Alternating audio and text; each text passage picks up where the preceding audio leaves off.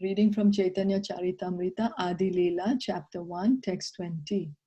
Jaya Jaya Sri Chaitanya Jaya Nityananda Jaya Advaita Chandra Jaya Gaura Bhatta Vrinda Jaya Jaya Sri Chaitanya Jaya Nityananda Jaya Advaita Chandra Jaya Gaura Bhatta Vrinda Jaya Jaya Sri Chaitanya Jaya Nityananda Jai Advaita Chandra Jaya Gaura Bhakta Vrinda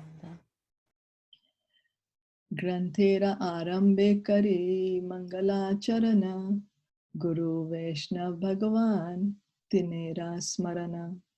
In the beginning of this narration, simply by remembering the spiritual master, the devotees of the Lord, and the personality of Godhead, I have invoked their benedictions.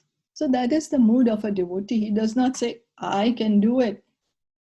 He's always asking for the blessings of his Guru Maharaj, of the other devotees, of the Vaishnavas, and of the Supreme Lord himself.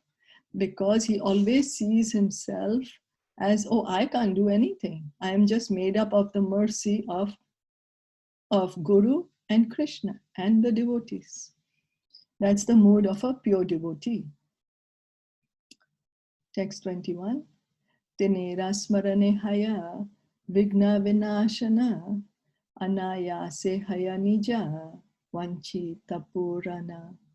Such remembrance destroys all difficulties and very easily enables one to fulfill his own desires. So remembering the spiritual master, the devotees, and the Supreme Lord will remove all the difficulties from our life and our desires will be fulfilled. Se Mangalacharana Haya Trividha Prakar Vastu Nirdesha Ashirvad Namaskar. The invocation involves three processes: defining the objective, offering benedictions, and offering obeisances. So three processes. What's the objective? And then offer of the benedictions, the blessings, and offering obeisances. Text 23. Prathama dui shloke ishtadeva namaskar samanya vishesha rupe duita prakar. The first two verses offer respectful obeisances, generally and specifically, to the Lord, who is the object of worship. So first he said, okay, that the initially was identified who is the, what is the object. Now the object is the Supreme Lord, and he is the object of our worship. Now we might say, but the Supreme Lord is the Lord of everyone and he's fully satisfied. Then why should we worship him? He doesn't need our worship. Yes, it's true. He does not need our worship. Krishna does not need anything from us. He is the one who's making everything. He does not need. But by worshipping him, we get purified. Krishna is merciful that he is making these arrangements. He's giving us this opportunity to worship him for our benefit. He doesn't gain anything. It's not that he becomes happier if we worship him. It's not that he's waiting that, oh, you worship him and then only I will be happy. No, we get purified by worshiping Krishna. Just as when we go to bathe in the Ganges and the Jamuna, how do we worship the Ganges and Jamuna? We take a palmful of the water from the Ganges itself and offer that same water to Ganga Mai. She does not need that water. She does not need it. It's her own. But by doing so, we get purified. We get benefited. That's how we are worshiping her. So similarly, the Lord does not need our worship, but by worshiping him, we get purified. Tritya shloke te kare vastura nirdesha yaha ite jani para tatvera uddesha. In the third verse, I indicate the absolute truth, who is the ultimate substance. With such a description, one can visualize the supreme truth. We can visualize the supreme truth by the descriptions of the pure devotees. Chaturtha shloke te kare jagate ashirvad sarvatra magiye Krishna Chaitanya Prasad. In the fourth verse, I have invoked the benediction of the Lord upon all the world, praying to Lord Chaitanya for his mercy upon all. So this is how a pure devotee is. He asks not only, my dear Krishna, have mercy on me. Here, Krishnadas Kaviraj Goswami is saying, my dear Lord, please bless the whole world. And he's praying to Lord Chaitanya on our behalf, that my dear Lord Chaitanya, please give your mercy to everyone. That is the mood of a pure devotee. He's so compassionate for everyone. Se shloke kahi bhayavatra karana panchashasta shloke kahi mula prayojana. In that verse, I have also explained the external reason for Lord Chaitanya's incarnation. But in the 5th and 6th verses, I have explained the prime reason for his advent. So we heard that Lord Chaitanya, Krishna came as Lord Chaitanya.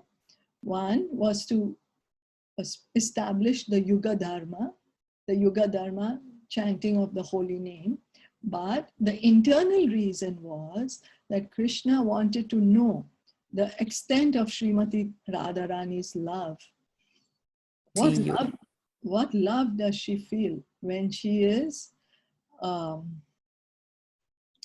thinking about Krishna, when she sees his qualities? He wanted to understand the glory of her love. That's the reason. Chandra Didi, can you hear? Oh, you're not able to hear me, is it? Yes, I can hear. Oh, okay. Well, Neha, you're not able to hear me? Haribo? Oh. Shilpaji, I think your internet is stuck. Yeah, I think so too. I can't open the page. Let me just go on hotspot. Maybe that would be better. Let me...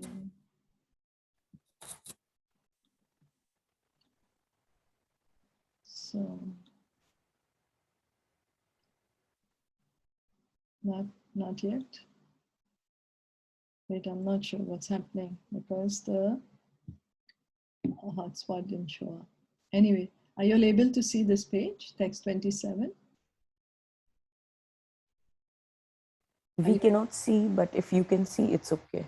Oh, you're not able to see? Now Yeah, I can now, see. now. Now I can see. Yeah. Now you can see it? Yeah. Now? Yeah. Now we can see. Okay. Text 27.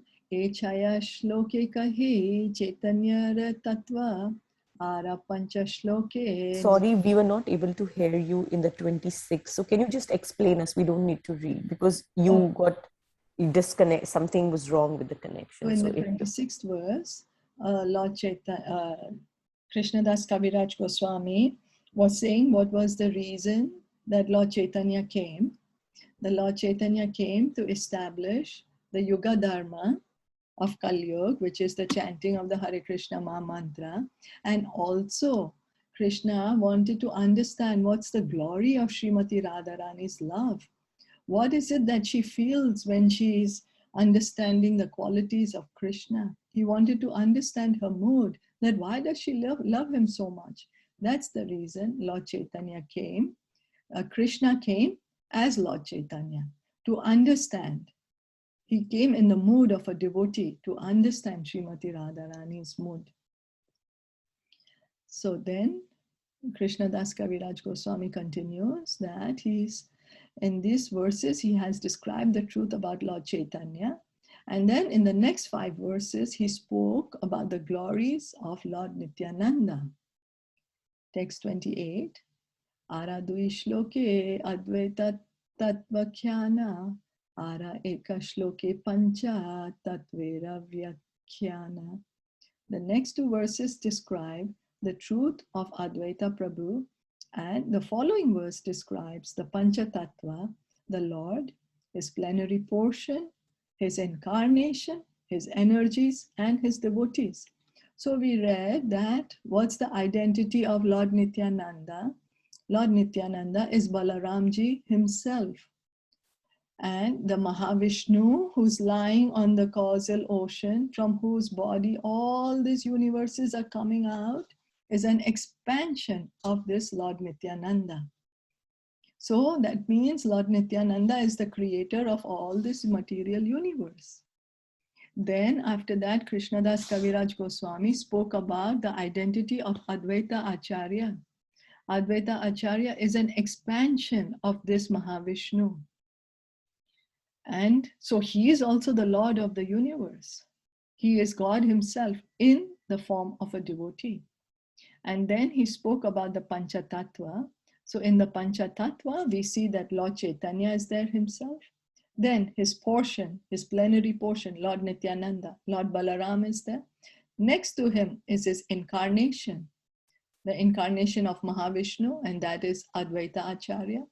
Then on the other side of Lord Chaitanya is his energies, represented by Gadadhar Pandit, who is an expansion of Srimati Radharani. And then the next to Gadadhar Pandit is Srivas Acharya, who represents the devotees, and he is an expansion of Narad Muni. Okay. Text 29. E chauda shloke kari mangalacharana tanhi madhye kahi sabha vastu nirupana.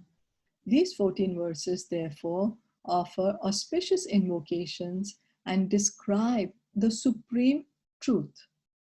We all want to know what's the truth. Now, Krishnadas Kaviraj Goswami has described the supreme truth to us. So sometimes we have to consider that do we actually want to know the truth, or do we want to superimpose that what the truth should be according to us? You know, it's a very different thing. Do I actually want to know what's the fact, or do I want to continue believing in that this should be the fact? Anyway, text 30. Sabashrota Vaishnavare Kari Namaskar E Sabashlokera Kari Artha Vichar. I offer my obeisances unto all my Vaishnav readers as I begin to explain the intricacies of all these verses. Now, here again is evident the humility of Krishnadas Kaviraj Goswami. He's a pure devotee of the Lord. He's been empowered to write down the pastimes of Lord Chaitanya. No ordinary person can do that. So he's specifically empowered. And then yet he's saying, I offer my obeisances unto all my Vaishnava readers. This is a sign of his humility. So text 31. Sakala Vaishnav Shunikari Ekamana Chaitanya Krishnera Shastra Mata Nirupana. I request all my Vaishnava readers to read and hear with rapt attention this narration of Sri Krishna Chaitanya as inculcated in the revealed scriptures. So Krishnadas Kaviraj Goswami has a request to us that when we are hearing Chaitanya Charitamrita, he's asking us to hear with attention, to read with attention. And that is what also is mentioned in Srimad Bhagavatam, that we need to hear with attention, give our full attention, try to give full attention as much as we can. That is the qualification. And submissive. We should be submissive and attentive. Try to hear what is the subject matter being spoken. Lord Chaitanya is the absolute truth, Krishna himself. This is substantiated by evidence from the authentic spiritual scriptures. Sometimes people accept a man as God on the basis of their whimsical sentiments and without reference to the revealed scriptures, but the author of Chaitanya Charitamrita proves all his statements by citing the Shastras. Thus, he establishes that Chaitanya Mahaprabhu is the Supreme Personality of Godhead. So we have seen in our experience, we might call this person is God or that person is God. We have seen. Many people will say, oh, this person is God. But there is nothing, no evidence to back. Why shall I accept this person as God? Accepting somebody as God is not a very cheap thing, you know. Means he's the maintainer of everyone, means he's my creator. And so we should not cheaply just accept anyone as being God based on our own whimsical sentiments and without referring to the revealed scriptures. If somebody is claiming to be an incarnation of God, it has to be mentioned in the revealed scriptures. So that Lord Chaitanya is Krishna himself is mentioned in many scriptures. One of them being Srimad Bhagavatam, where Sukadev Goswami himself predicts that Krishna will come as Lord Chaitanya. So, text 32. Krishna Guru Bhakta Shakti Avatar Prakash Krishna e Chaya Rupe Karena Vilas. Lord Krishna enjoys by manifesting himself as the spiritual masters, the devotees, the diverse energies, the incarnations, and the plenary portions. They are all 6 in 1. So what does it mean? Because Krishna is the origin. Everyone, like we, the living entities, we are his energy. The material world is his external energy. The spirit, he has his spiritual energy, the internal potency. Those are his energy. Then the devotees, the many of his devotees are his personal expansions, or they are also his marginal energy, like the jivas. Then Krishna expands himself also as the spiritual master to guide us. He guides us 2 ways, as the Chaitya Guru within the heart, and he manifests in front of us as the Guru. So that's how we say the Guru is a representative of Krishna. And then Krishna expands. He has so many incarnations. Balaramji is his first expansion, and then from Balaramji comes so many numberless expansions. So all this, the origin of all this is Sri Krishna, the Supreme Personality of Godhead. Is that okay? There were 2 kinds of guru. But can you please tell the other one? One is the Chaitya Guru and the... One is the Chaitya Guru, means Krishna in the heart, who is guiding us from within. And the other one is in the physical form, the Guru that we accept. Krishna, he's the representative of Krishna, no? Okay. Yeah, thank you. So we'll stop here for today. Shri Chaitanya Charitamrita ki Jai, Shri Prabhupada ki Jai, Gaura Premanande, Hari Hari Bol, Hare Krishna.